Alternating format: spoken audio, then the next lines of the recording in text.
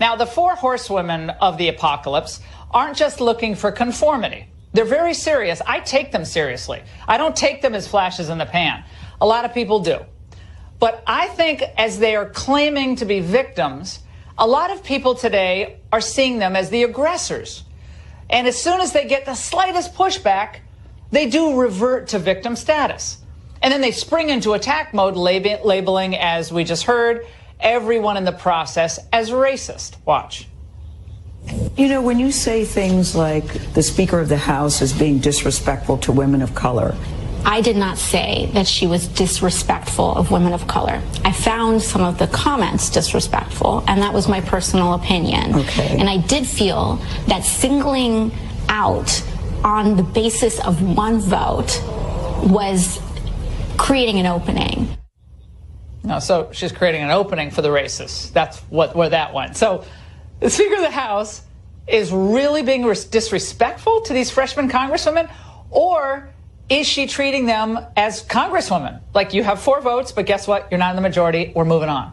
That's how congressmen and women are treated when they're not the dominant force within a party, period. But they don't like that. Joining me now to analyze is Candace Owens, founder, of the Blexit movement, and Shireen Kudosi, a Muslim reformer. Candace, you heard the previous conversation. It gets heated.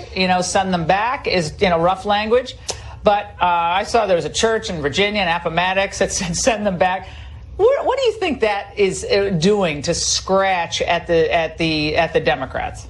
Why are they so upset by this? They're upset by it because they're more or less seeing the exact same thing that happened in 2016. I feel like I have deja vu watching this. We just listened to Chris Hahn condemn an entire audience as all being racists. Everyone who chanted that is racist. I mean, there's no intellectual depth to that analysis, and that is so problematic. He thinks that every black person is going to wake up and magically vote Democrat because of that chant. That's insulting to black people, to think that we're so foolish, as you said, that we would vote against our own self-interest. We are doing amazing under this economy. It's very clear what this chant meant. It simply meant, if you do not like this country and you don't like America, you are welcome to leave. Obviously, the president is not looking to deport Ilhan Omar, okay? So anybody that's taking it that seriously is completely misreading culture right now. And at the end of the day, they're going to be upset when Trump wins by a larger margin.